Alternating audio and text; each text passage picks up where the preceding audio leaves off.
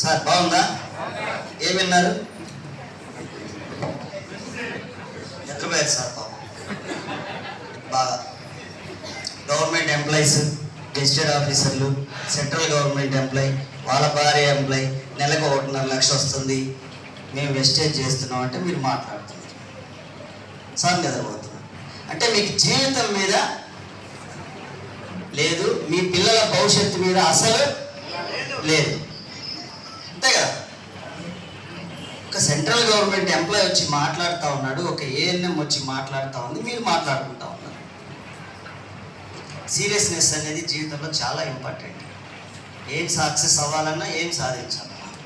ఓకేనా? Okay sir, నా పేరు బ్రహ్మయ్య, డిప్యూటీ తహసీల్దార్గా పనిచేస్తాను. ఆశా మేడం, నేను ఇద్దరం కూడా ఒక ఆఫీస్లోనే వర్క్ చేసాం. సోదరి ఫస్ట్ నేను చెప్పాను ప్లాను మేడంకి, కానీ మేడం చెప్పింది కదా, మేడం యాటిట్యూడ్ ఎట్లాంటిదంటే ఇట్లాంటివి చాలా చూసా అమ్మాయి, నాకు వద్దనింది. జ్యోతక్కను మెచ్చుకోవాలా, జ్యోతక్క ఐడియా చేసిందంటే. సో చూడండి, సార్ వాళ్ళు bank employee, madam deputy tahsildar, ఒక సంవత్సరం 2 సంవత్సరాల్లో తహసీల్దార్ అవుతారు. మేడం గారు కూడా అమృత మేడం, వీళ్ళు గవర్నమెంట్ ఎంప్లాయీస్. ఇంతసేపు మాట్లాడింది ఏం మాట్లాడారో వదిలేస్తే వీళ్ళందరూ ఇక్కడికి వచ్చి ఎందుకు చేశారనేది ఇంపార్టెంట్. అవునా కదా? అవునా? అవునా? ఎస్, తెలుసుకుందామా? వాళ్ళు కొన్ని పాయింట్లు, చిన్న పాయింట్లు అన్ని కొంచెం మిస్ చేశారు, అవి చెప్పి నేను కంక్లూడ్ చేస్తాను. ఓకేనా? సరే, ఇంతసేపు గవర్నమెంట్ ఎంప్లాయీస్ అందరూ ఎందుకు వెస్టేజ్ పట్టుకున్నారు? ఒక సబ్బు పేస్ట్ అమ్ముకునే కంపెనీలో వీళ్ళు ఎందుకు వచ్చి ఇక్కడ మాట్లాడుతూ ఉన్నారు? యూనిఫామ్ అంతా వేసుకొని వచ్చారు. తెలుసుకోవాలందా? కొత్తగా వచ్చారు ఎంతమంది? ఇదే మీటింగ్ సార్, మేము కొత్తగా వచ్చాము అనుకోండి. సో అదే సార్, అందుకని వీళ్ళు మాట్లాడుతున్నారు.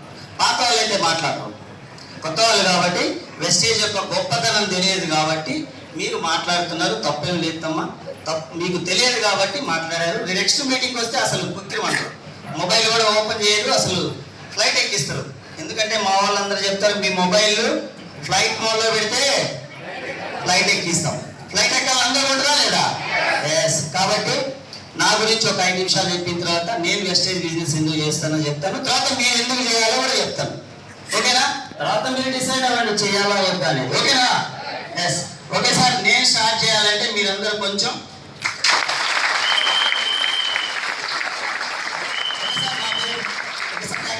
Thank you.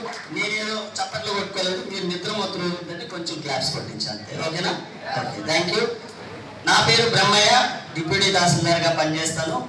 మా మిస్సెస్ వెస్టేజ్ ఐడి తీసుకుంటే ఫస్ట్ నేను ఏదో లైట్ తీసుకున్నా, తర్వాత కొన్ని ప్రోడక్ట్స్ తెచ్చి వాడిన తర్వాత బాగున్నాయి. కొంచెం నాకున్నటువంటి హెల్త్ ప్రాబ్లం, మా తమ్ముడుకున్నటువంటి హెల్త్ ప్రాబ్లం తగ్గిన తర్వాత ఏదో ఒక 200 రూపాయల డబ్బులు ఫస్ట్ మంత్ ఇన్కమ్ పడిన తర్వాత ఇదేదో బాగుంది అని కొంచెం నలుగురికి చెప్పుకుంటూ కొంచెం ముందుకు వెళ్ళే క్రమంలో నాకెందుకో ఇందులో కొన్ని ఎలిమెంట్స్ నచ్చాయి. అవి ఏంటి ఎలిమెంట్స్ అంటే, ఇందులో ప్యాసివ్ ఇన్కమ్ అనే ఒక ఎలిమెంట్ ఉంది. తెలుసా మీకు ప్యాసివ్ ఇన్కమ్? 3 జనరేషన్ ప్లాన్ తెలుసా? ఈ రెండు తెలిస్తే మీరు వెస్టేజ్ ఎందుకు చేయాలో అర్థమవుతుంది. ఓకేనా? ప్యాసివ్ ఇన్కమ్ గురించి తెలిసిన వాళ్ళు చేయాలి. ప్యాసివ్ ఇన్కమ్ సార్, మాకు యాక్టివ్ వాయిస్, ప్యాసివ్ వాయిస్ తెలుసు, మాకు ఇంగ్లీష్ టీచర్ అయ్యే చెప్పింది. ఈ యాక్టివ్ ఇన్కమ్, ప్యాసివ్ ఇన్కమ్ చెప్పలేదంటారు, అంతే కదా? ఎస్. యాక్టివ్ ఇన్కమ్ అంటే మనం చేస్తే వచ్చే ఆదాయం. నేను జాబ్కి వెళ్తే వచ్చే ఆదాయం, అక్క పనికి పోతే వచ్చే ఆదాయం, ఆ అక్క ఆఫీస్కి పోతే వచ్చే ఆదాయం. అది చేస్తే ఇస్తారా, చేయకపోతే ఇస్తారా? చేస్తే ఇస్తారా, చేయకపోతే ఇస్తారా? చేస్తే ఇస్తారు. నేను సెలవు పెడితే జీతం ఇస్తారా? మీరు పనికి పోతే జీతం ఇస్తారా? ఇది యాక్టివ్ ఇన్కమ్. మనం అందరం బతుకుతుంది కూడా యాక్టివ్ ఇన్కమ్ లేదు, అవును కదా? సార్, ప్యాసివ్ ఇన్కమ్ అంటే తెలుసా మీకు? చేసినా చేయకపోయినా మనకి కొంత ఇన్కమ్ వస్తూ ఉంటే దాన్ని ఏమంటారంటే ప్యాసివ్ ఇన్కమ్ అంటారు. ఎగ్జాంపుల్స్ చెప్పమంటారా? వృద్ధాప్య పెన్షన్, వికలాంగుల పెన్షన్, నవ్వుతారు ఎందుకు? విడో పెన్షన్, 2004 కంటే ముందు గవర్నమెంట్ జాబ్లో జాయిన్ అయ్యి రిటైర్ అయిన వాళ్ళకి ఇచ్చే పెన్షన్. ఇదంతా ఎందుకు ఇస్తారక్క? నవ్వకూడదు. ఎందుకు ఇస్తారు తెలుసా? 60 సంవత్సరాలు దాటిని ఏ పని చేసుకోలేదు, జవసత్వాలు అడిగిపోయినాయి అని చెప్పి వాళ్ళకి 4000 ప్రభుత్వం ఆసరాగా ఇస్తుంది. అదే కదా పథకం. వికలాంగులకి చేసుకోలేకపోతుంది పాపం, అంగవైకల్యంతో అని చెప్పి ఇస్తారు. విడోస్కి భర్తలు కోల్పోయి ఇబ్బందులు పడుతున్నారు పిల్లలతో అని చెప్పి ఇస్తారు. గవర్నమెంట్ ఎంప్లాయీస్కి రిటైర్డ్ అయిపోయారు, 60 సంవత్సరాలు జాబ్ చేసి వీళ్ళకి ఏదో ఆసరాగా ఉందామని ఇస్తారు. అవునా? ఇది వాటితో వాళ్ళు కొంచెం హ్యాపీగా ఉంటారా? ఓకే. అదే ఇంకా మనకు కావాలా వద్దా? చేసినా చేయకపోయినా, పనికి వెళ్ళినా వెళ్ళకపోయినా మనకి నెల నెల జీతం వస్తే బాగుంటుందా ఉండదా? బాగుంటుందా ఉండదా? అలాంటి అవకాశం వెస్టేజ్ లో ఉంది కాబట్టి ఆశా మేడం వెస్టేజ్ చేస్తుంది.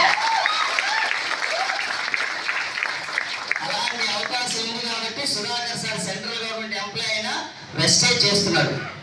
అది ఎలా అంటే వెస్టేజ్ లో సార్ ఐడి తీసుకొని 1 సంవత్సరం 2 సంవత్సరాలు తన అప్లైన్ కోటి సార్ మాట్లాడి కొంత టీం బిల్డ్ చేసుకుంటే తన కింద టీము సబ్బు, paste, brush, hair oil, cooking oil, bathroom కడుక్కునేది, అంట్లు కడుక్కునేది ఇవన్నీ కొనుక్కొని వాడుకున్నా కూడా కంపెనీ కొంత సేల్ అవుతుంది. ఆ సేల్ ద్వారా సార్కి ఇన్కమ్ వస్తుంది. ఆ పని సార్ చేసినా వస్తుంది, చేయకపోయినా వస్తుంది. ఓకేనా? ఇది ప్యాసివ్ ఇన్కమ్ అంటే. ఇన్కమ్ నీకు కావాలా వద్దా? సార్ ఒకసారి నీ ఇన్కమ్ కావాలా వద్దా? కావాలా వద్దా? కావాలి. సార్ మనం చేసుకోగలుగుతున్నాం కాబట్టి ఇప్పుడు ఓకే. మనం చేసుకోలేకపోతే ఏదైనా ఈ మంచంలో ఉంటే వస్తాయి డబ్బులు? రావు. అంతే కదా? ఇక్కడ ఆ ఎలిమెంట్ ఉంది, మీ అందరూ గుర్తుపెట్టుకోండి. ప్యాసివ్ ఇన్కమ్ అనే ఒక ఇన్కమ్, ఒక మంచి అవకాశం వెస్టేజ్లో ఉంది. దానికోసమే నేను కానీ ఇక్కడ ఉన్న మాట్లాడినటువంటి గవర్నమెంట్ ఎంప్లాయీస్ కానీ కోటి సార్ కానీ మేమందరం ఎందుకు చేస్తున్నామంటే, నేను చేసినా చేయకపోయినా, నేనున్నా లేకపోయినా కూడా నా కుటుంబానికి ఒక ఇన్కమ్ సోర్స్ వచ్చే అవకాశం వెస్టేజ్లో ఉంది. ఓకేనా? రెండవ పాయింట్. సార్ రెండవ పాయింట్ 2 నిమిషాల్లో ముగించేస్తా. 3 జనరేషన్ ప్లాన్ తెలుసా? 3 జనరేషన్ ప్లాన్ తెలియదు, చెప్తా, తెలుసుకుంది. ఇప్పుడు ఈ 3 జనరేషన్ ప్లాన్ గురించి చెప్పేటప్పుడు ఒక చిన్న ఎగ్జాంపుల్ చెప్తాను మీకు. ఓకేనా? నా దగ్గర ఒక 3 కుటుంబాలు ఉన్నాయి సార్. నేను ఇప్పుడు చెప్పే ఎగ్జాంపుల్ పాత వాళ్ళకి బోర్డు కొట్టచ్చు, కొత్త వాళ్ళకి మాత్రం ఆసక్తిగా ఉంటుంది. ఒక గవర్నమెంట్ ఎంప్లాయీ ఫ్యామిలీ ఉంది, ఒక ప్రైవేట్ ఎంప్లాయీ ఫ్యామిలీ ఉంది. మా కోటి సార్ పరిచయం చేసినటువంటి ఒక వెస్టేజ్ ఫ్యామిలీ. 3 ఫ్యామిలీస్ ఉన్నాయి. ఈ 3 ఫ్యామిలీస్ ఉన్నాయి. ఈ 3 ఫ్యామిలీస్ డిఫరెన్స్ చెప్తా. సార్ గవర్నమెంట్ జాబ్ లో హైయెస్ట్ జాబ్ ఏదై ఉంటుంది సార్? మన చిన్న పిల్లలు ఏమన్నా అడిగినప్పుడు ఏం చెప్తారు?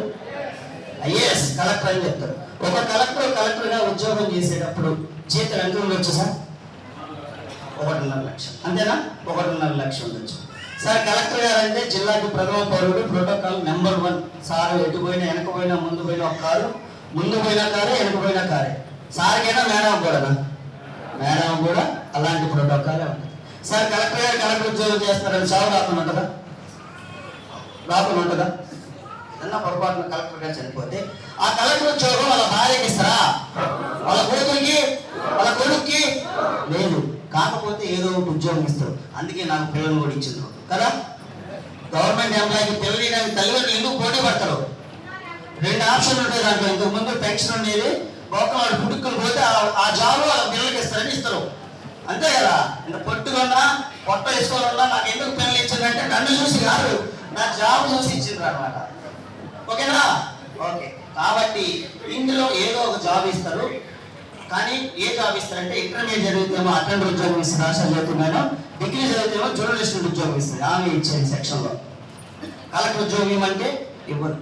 అంత హోదా అనుభవించినటువంటి ఆ భార్య కానీ ఆ పిల్లలు కానీ అటెండర్గా ఉద్యోగం చేయాలా లేదా? జర్నలిస్ట్గా ఉద్యోగం చేయాలా లేదా? అమ్మాయి కాఫీ అంటే తేవాలా లేదా? ఎందుకంటే ఆ ఫ్యామిలీని బతికించుకోవాలి కాబట్టి తప్పదు. ఓకేనా?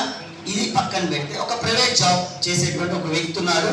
ఆ వ్యక్తి బాగా చదువుకున్నాడు. మన దగ్గరలో ఉన్నటువంటి ఒక కంపెనీలో 40,000కి అసిస్టెంట్ మేనేజర్గా ఉద్యోగం చేస్తున్నాడు. చాలా మంచి వ్యక్తి. భార్యని ఇంట్లోనే పెట్టుకొని ఎక్కడికి వాటికి పోనకుండా మంచి ఆదర్శ భావాలు ఉన్నటువంటి వ్యక్తి. మంచోడు కదా అని ఏమైనా రాకుండా ఉంటుందా? ఏంటది? చావు. పొరపాటున ఏదైనా చిన్న యాక్సిడెంట్ ఏదైనా చనిపోతే ఆ జాబు వాళ్ళ భార్యకి ఇస్తారా? ఆ ఇన్కమ్ వాళ్ళ భార్యకి ఇస్తారా? ఎవరు? మరి ఆ ఆడబిడ్డ పరిస్థితి ఏంటి ఆలోచించాలి. మీరు అందరూ ఆడవాళ్ళే కదా. ఫోన్లు తగ్గ నొక్కుతున్నారు, ఆవలిస్తున్నారు, నిద్రపోతున్నారు, ముచ్చట్లు పెడుతున్నారు. మిమ్మల్ని అందరినీ ఇక్కడ తీసుకొచ్చింది ఎన్ని చూస్తారని ఆలోచిస్తారని. అవునా కదా? మీ కుటుంబ పెద్ద ఎవరన్నా అనుకోకుండా ఏదన్నా ఇబ్బంది అయి ఇంట్లో ఒక 4-5 నెలలు ఉంటే మీ ఫ్యామిలీ రన్ అవుతాయా? అవుతాయా? పొరపాటున మీ కుటుంబాలు ముందుకు వెళ్తాయా? మీరు అప్పుడు ఏం చేయాలి మేడం? ఇంటర్మీడియట్ చదివితే ఏదో ప్రైవేట్ స్కూల్లో ఆయమ్మగా వెళ్ళాలి, నెలకి 8,000. డిగ్రీ చదివితే స్కూల్ టీచర్గానో ఏదో చిన్న సేల్స్ మ్యాన్ గానే వెళ్ళాలి. మీ జీతం ఎంత? 10,000 12,000 ఉంటుంది, అంతేనా? ఇప్పుడు ఈ 10-12,000తో మీ ఫ్యామిలీని హ్యాపీగా లీడ్ చేయగలరా? లేదు కదా. ఇక్కడ వెస్టేజ్లో ఒక 3 జనరేషన్ ప్లాన్ ఉంటుంది మేడం. ఇక్కడ 3వ ఫ్యామిలీ ఉంది, అది కోటి సారు జాబ్ ఇచ్చినటువంటి ఫ్యామిలీ, అదే wastage family. Jyothi madam, thank you. Jyothi madam Koti sir ఒక అబ్బాయి ఇంటికి వెళ్ళి ఇంట్లో కూర్చొని ప్లాన్ చెప్పి, బాబు ఇందులో ప్యాసివ్ ఇన్కమ్ ఉంది, 3 జనరేషన్ ప్లాన్ ఉంది, నువ్వు చేసుకున్న పని నువ్వు చేసుకుంటూ మాతో 1 సంవత్సరం కలిసి తిరుగు నాయన, నీ జీవితాన్ని మార్చే ఆపర్చునిటీ ఇస్తానంటే ఆ మనిషి ఇంటాడా? ఇంటాడు. ఎందుకన్నాడు? సార్ నీ జీవితాన్ని మారుస్తాను, నీ పిల్లల్ని బాగు చేస్తాను, నీ జీవితం మారిపోయే అవకాశం నా దగ్గర ఉంది, ఇంటాడా? ఇని కోటి సార్తో జ్యోతి మేడంతో ఒక 2 సంవత్సరాలు కష్టపడి వెస్టేజ్లో వర్క్ చేస్తే నెలకి 2 లక్షలు వచ్చేటప్పుడు ఏదైనా చిన్న అవాంతరం వచ్చి ఆ బిడ్డ చనిపోతే ఆ విషయం తెలుసుకున్న జ్యోతి మేడం కోటి సార్ వాళ్ళ ఇంటికి వెళ్ళి Aadhaar card, pan card, bank account, death certificate, family member certificate ని కంపెనీకి మెయిల్ పెడితే 24 hours లో భర్త అయిన భార్యకి, భార్య అయిన భర్తకి మారుతే ఆ 2 లక్షల రూపాయల ఇన్కమ్ ఆడబిడ్డకు అకౌంట్ లో పెడుతుంది. ఆ ఐడి మగవాళ్ళ నుంచి ఆడవాళ్ళకి, ఆడవాళ్ళ నుంచి మగవాళ్ళకి మారుతుంది. గవర్నమెంట్ జాబ్ లో ఉండే అవకాశం. ఆయన ఎక్కడ స్టార్ట్ అయ్యడం మళ్ళీ అక్కడి నుంచి స్టార్ట్ అవ్వాలి, అవునా? అవును. ప్రైవేట్ జాబ్ లో ఉందా? 0. మరి వెస్టేజ్ ఉందా లేదా? ఆయన ఎక్కడ ఆగిపోయాడు, ఈయన ఎక్కడ స్టార్ట్ అవుతుంది. ఆమె ఎక్కడ ఆగిపోయింది, ఈయన ఎక్కడ స్టార్ట్ అయింది. మీరు భర్తని భార్యకు వచ్చిందంటే ఎంత సంతోషంగా ఉండరు కోటి సార్. అదే కొడుకు కూడా వచ్చిందంటే, మనవడు కూడా వచ్చిందంటే, అదే 3 జనరేషన్ ప్లాన్. అది ఉంది కాబట్టి మేమందరం వెస్టేజ్ చేస్తున్నాం, మిమ్మల్ని అందరినీ వెస్టేజ్ చేయమంటున్నాం. నేను చేసే జాబ్ నా కొడుకు రాదు, నేను చేసే జాబ్ నా మనవడికి రాదు, కానీ నా ఐడి నా కొడుకు వస్తుంది, నా కోడలకు వస్తుంది, నా మనవడి నాకు కూడా అదే ఐడియా వస్తుంది. అందుకే వెస్టేజ్ అనేది దేవుడు మనకు పంపించినటువంటి గొప్ప అవకాశం. సార్ దేవుడు శాపాలు వరాలు ఇవ్వడు, దేవుడు ఏమిస్తాడు? అవకాశాలు ఇస్తాడు. దేవుడు రూపంలో వస్తాడా? దేవుడు ఇలాంటి దేవుడు రూపంలో వస్తాడు. ఎక్కడ వస్తాడు? దేవుడు రూపంలో వస్తే పట్టుకోవడం, దేవుడు రూపంలో రాడు, అవకాశ రూపంలో ఒక మనిషి రూపంలో వస్తాడు. మీ అందరి దగ్గరికి వచ్చినటువంటి ఒక వరం ఏంటి? మీరు దాన్ని పట్టుకుంటే వరం, పట్టుకోకపోతే శాపం. అదే సార్, ఒక్కసారి ఆలోచించండి. వెస్టేజ్ ఎవరు చేయాలి అంటే, ఎవరికైతే భార్య అంటే ఇష్టం ఉంటుందో, ఎవరికైతే పిల్లలంటే ఇష్టం ఉంటుందో, నేను లేకపోయినా నా భార్య బిడ్డ రోడ్డున పడకూడదనే ఆలోచన ఎవరికైతే ఉంటుందో వాళ్ళందరూ ఖచ్చితంగా ఏం చేయాలి? మీరు ఇంకా ఆలోచిస్తూనే ఉన్నారు. మా ఆయన తీసుకొచ్చి పెడతారు అనుకుంటున్నారా? లేదు. ఈరోజు సమాజంలో చాలా మంది